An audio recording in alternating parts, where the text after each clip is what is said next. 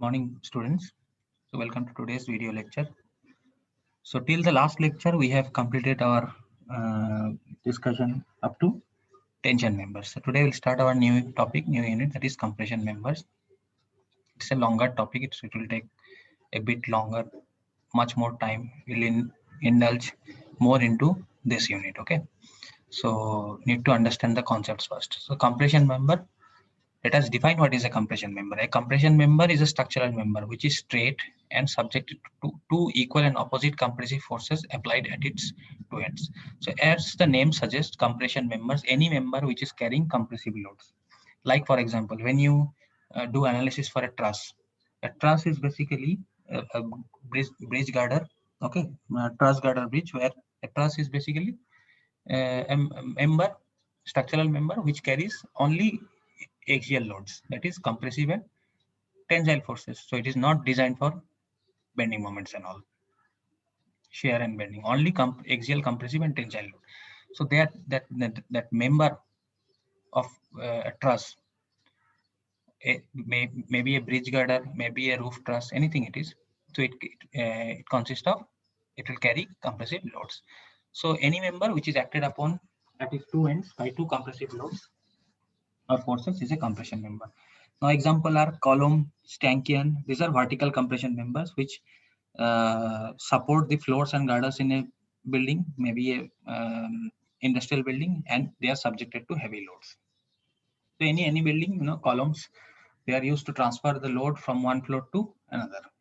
In any building, initially the load comes from the slab or the floor to the beams, and then from the beams to the columns, and then from the columns it is ultimately transferred to the next floor. So this is how the load is being transferred. So columns are, so in order for the column to carry such loads which are heavy, it has to be suitably designed. Now strut is a small compression member.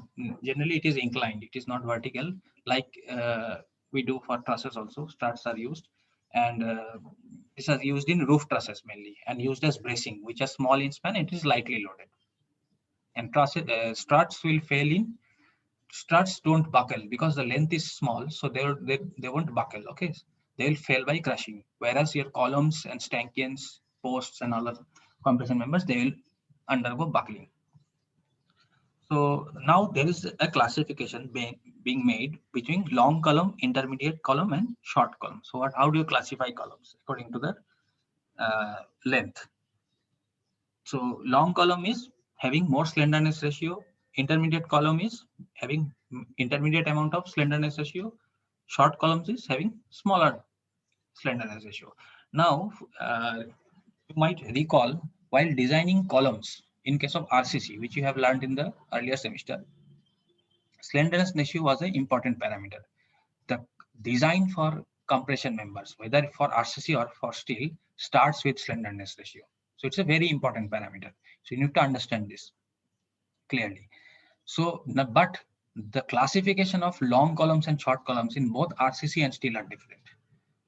Okay, in RCC, when lambda slenderness ratio is less than 12, it's a short column. It is more than 12, it is long column. But in case of steel columns, if lambda is less than 80, it is a short column. It is between 80 to 120, it is intermediate column, and more than 120, it is a long column. So this classification is different for different structural member, depending upon the property of the material. Okay. So now what is buckling? So what happens if the length of the column is too large? Okay, then see, ideally a column is designed to carry only axial load. Okay, but if the loads are very heavy, or if the load the column is supposed to carry is not passing through the CG. Ideally, it should pass through the CG, but sometimes, in most of the cases, it do not pass through the CG because of imperfections in the structure, crookedness, and not properly oriented or designed. There will be some eccentricity. So because of this eccentricity, some moments will be generated, and due to which the column will tend to buckle. That is, there will be lateral deflection in the length of the column. Okay, so this lateral deflection is called as buckling. So more the load, more the compressive load, more the eccentricity, more will be the buckling. So columns, long columns fail by elastic buckling. So if the buckling is within the elastic limit, is up to yield point, less than yield point proportional limit, then it is the elastic buckling. If the buckling occurs beyond the elastic limit, then it is inelastic buckling in which intermediate columns fail, and short columns will fail always by crushing. There is no buckling, it will directly fail under the huge compressive load. There will be no buckling. So this is just a basic introduction given for compression members. Okay. Now let us understand what is the concept of effective length. Any compression member which is undergoing buckling, okay, any compression member that is going buckling, that will tend to deflect in the form of a curve, and this deflection is based on its mode of end fixity. Okay, now the curve, the buckling curve, there will be deflection in the vertical column. So this deflection, this lateral deflection, or this curve formation because of buckling, is based on how the column is end supported. Okay, how the end support conditions are there, whether it is fixed, whether it is hinged, pin jointed, fixed, one end fixed, one end hinged, laterally restrained, or rotationally restrained. So there are a number of conditions. Based on these fixity conditions, fixity conditions, the effective length will vary.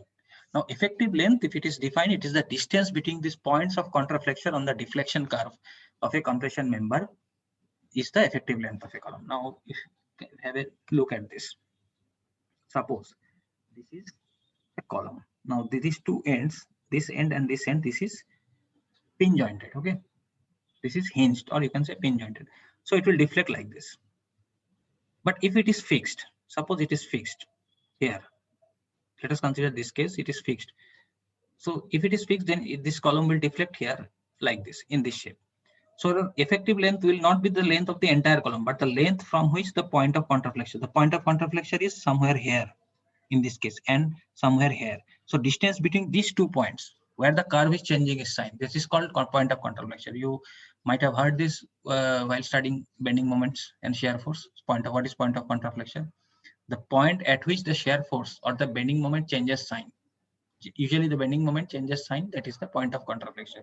So here it's the point of contraflexion. So distance between these points of contraflexion is always the effective length. So while designing the column, you cannot take the entire length of the column, but you have to take the distance between these 2 points, that is from where the actual curve starts. Okay.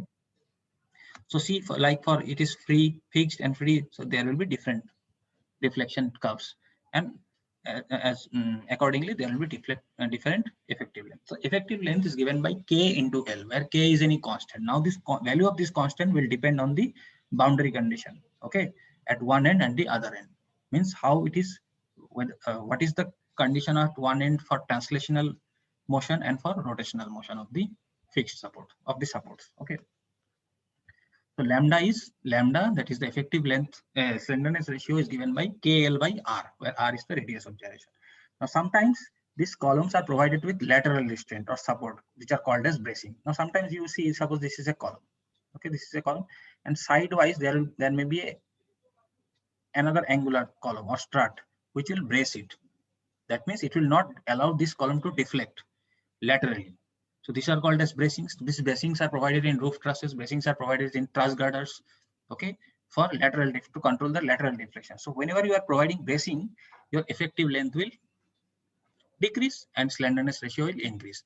So in a way, if you are supporting the one end of the compression member, if it is supported length, supported compression member, your load carrying capacity will increase. So bracing always reduces the buckling. When you provide bracing, the buckling in columns will be reduced, or it may be minimized. Okay. Now let us understand what is the, from this table, what is the effective length for different prismatic compression members. Okay.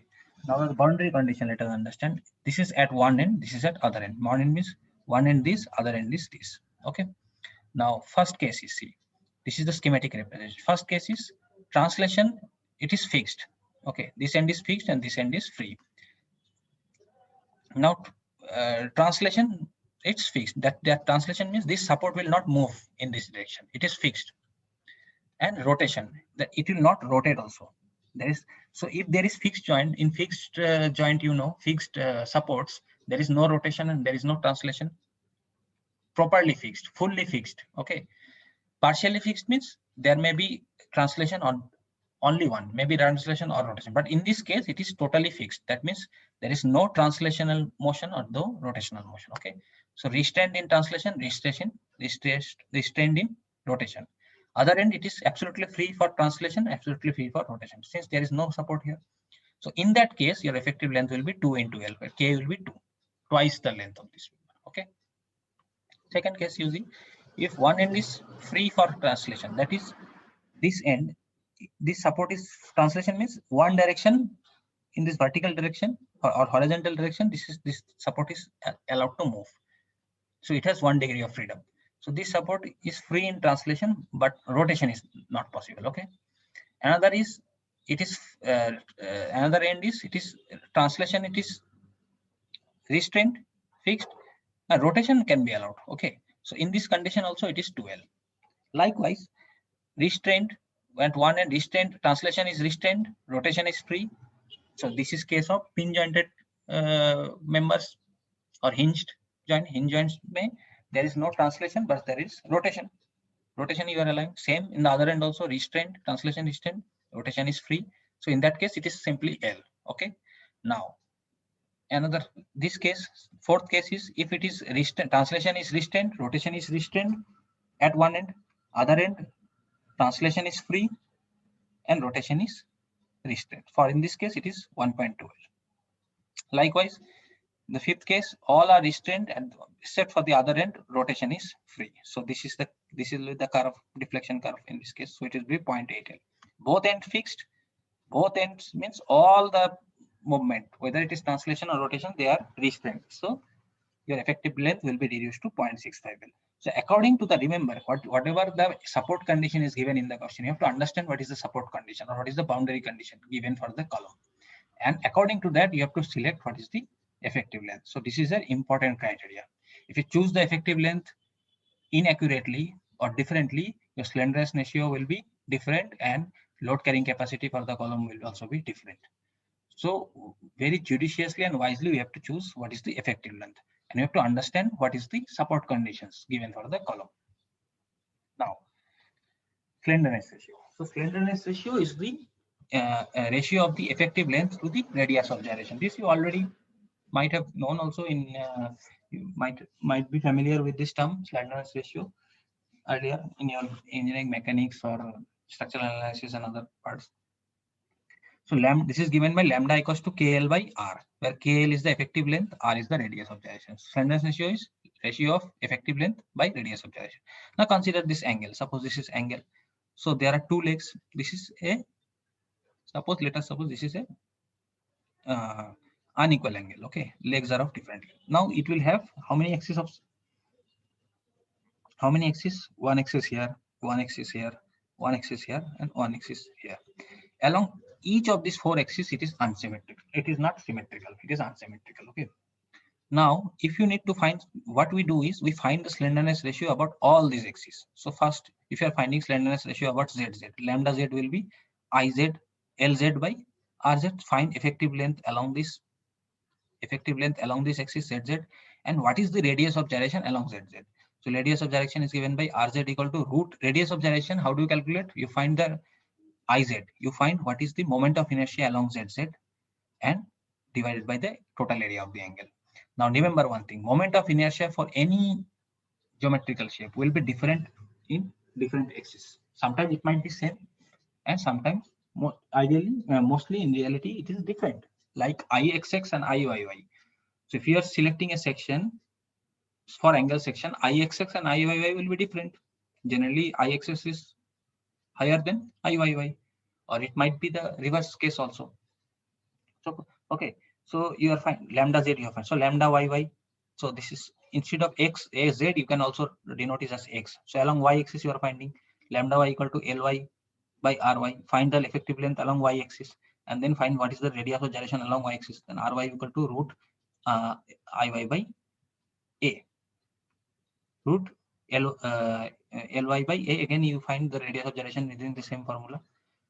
So for finding the radius of gyration, you need the moment of inertia and the area of the section, cross-sectional area. So all these values, however, you will be given in the steel table. If you open the angle section, Single angle based on the notification of the angle. If it is two ISA, means two double angle placed on the same side, placed back to back, depending on the orientation, your IXX, RXS, all values will be given. So sometimes you, in the question, if you are asked to design, you straight away go to the steel table, open that page where the angle is there or the particular section is there, and from that you enlist what is the values. It's as simple. So lambda max will be equal to maximum slenderness ratio will be L by R minimum. So you find what is the minimum of radius of gyration between these two. So least radius of gyration. Okay. So when you are selecting the least radius of gyration, your slenderness ratio will be more because it is inversely proportional to radius of gyration. So lesser the radius of gyration, more will be the slenderness ratio, and hence lesser will be the load carrying capacity. So all these are interconnected. Okay. So R minimum is I minimum by A. So R minimum will also be given in the steel table sometimes. Okay. Now let us see what are the kind of sections that are being selected for compression members. Okay. Now the how to select the sections? How do you know that which there will be a lot of sections available to us, right? There will be angle sections, all steel rolled angle sections. There will be I sections. There will be channel sections. Okay, plates. Okay, T's. There will be a number of sections available to you.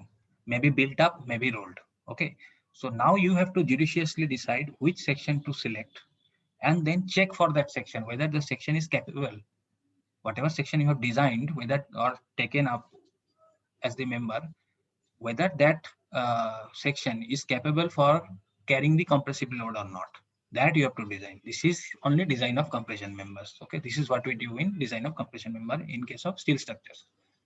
So the first important property for a compression member is the radius of gyration, and thus the moment of inertia. And it can be increased by spreading the material of the section away from it. Suppose you are selecting an I section. Okay. Now in case of I section, you will have two axes, XX axis and YY axis. So suppose you are finding the moment of inertia about IXX. So if your for flanges of the two I section, if they are located at a much higher distance from the CG of the I section, their moment of inertia will be more. If your moment of inertia will be more, radius of gyration will be more. If your radius of gyration will be more, slenderness ratio will be less, and hence slenderness ratio is less, compressive stress carrying capacity is more, and hence load carrying capacity will be more. Now an ideal section is one which has the same moment of inertia about any axis throughout its CG. This happens only in case of circular section. If you take a circular section like hollow sections, in case of pipes, like the railing that you provide, that is hollow tubular section. Okay, hollow tubular section wherever you are providing. Now because of advancement of welding, earlier hollow circular sections or tubular sections were not used because connections would have been difficult. How to connect a circular port? By bolting. It is difficult. But with the advancement of welding, the use of circular sections is more efficient. Okay, they can be more efficiently used. Now the ideal section for a compression member is the one which has the same moment of inertia about any axis. So for circular moment of inertia, there will be n number of axes, and moment of inertia will be same along any of the axis you take. So that will be the ideal section. Why?